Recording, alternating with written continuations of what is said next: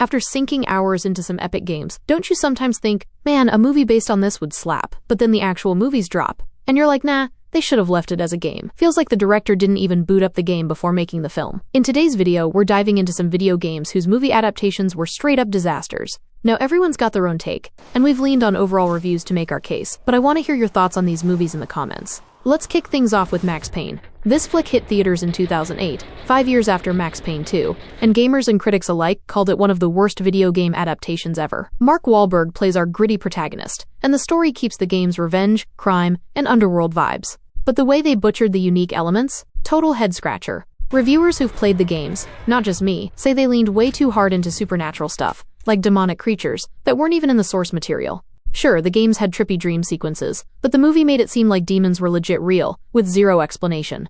Look, you can't just copy-paste a game into a movie, but at least keep the same energy to do the game justice and keep fans stoked. They fumbled key villains, botched character arcs, and made us wait way too long for crucial scenes like Max's family murder, which felt unnecessary.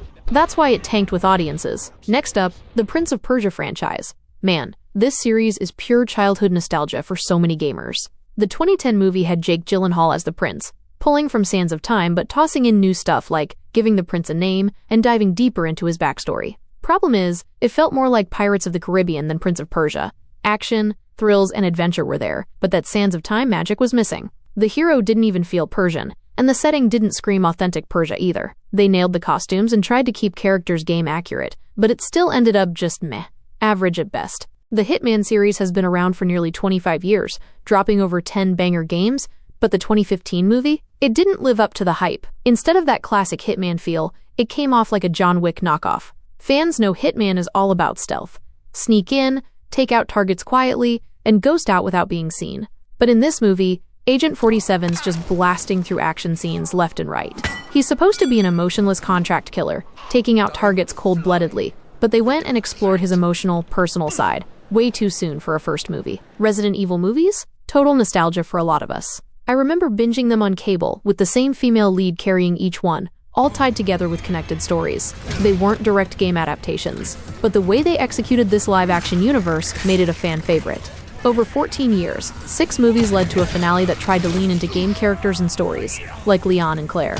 Welcome to Raccoon City nailed the city's dark secrets and locations, with zombies that felt true to the games. But the big issue? The characters. The actors couldn't sell it, especially Leon, who came off as a total scaredy cat. It just didn't feel like they were the characters. Assassin's Creed taught us more history than high school ever did. When the 2016 movie was announced, gamers were hyped for killer action and a deep story. But walking out of the theater, I bet 7 or 8 out of 10 fans were let down. The title screams Assassins, but the movie spent more time on sci-fi tech and the hero's modern-day life than the actual assassin stuff. What a disservice. You don't have to copy the game's story beat for beat, but don't flip the whole vibe. The action was solid, and the ending was satisfying with some cool twists, but overall, not great, and Assassin's Creed fans probably weren't feeling it. Now, Lara Croft from Tomb Raider, one of the most iconic gaming characters of all time, thanks to games that hooked players hard. But the movies? Not so much, especially the 2001 Lara Croft Tomb Raider. Fans were already side-eyeing the casting. Angelina Jolie's American, not British, and they padded her outfit to match Lara's figure. IGN gave it a brutal 0.1 out of 10. Talk about a low blow. Still, Lara's name was so huge that the movie raked in $274 million, making it the highest-grossing video game adaptation at the time. With a $115 million budget and more than double that in earnings, a sequel was a no-brainer, but it wasn't a hit either.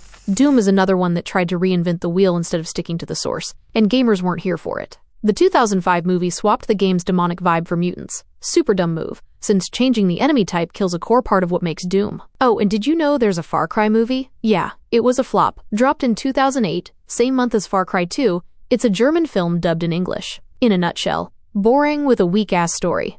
Even if you don't copy the game's plot, at least make it feel like it belongs in the same universe. This one just threw random nonsense together. The acting was decent, but the characters had no soul, just like the story. It wasn't even fun as a regular movie, so gamers and non-gamers alike gave it trash ratings and reviews. Lastly, the 2022 Halo series on Paramount. Fans had sky-high expectations, but it got mixed reactions. It strayed from the game's story and character arcs, which was already risky. Things got worse when they changed core elements. Master Chief's a tough but human soldier in the games, not a cold machine, and later titles show his emotional side.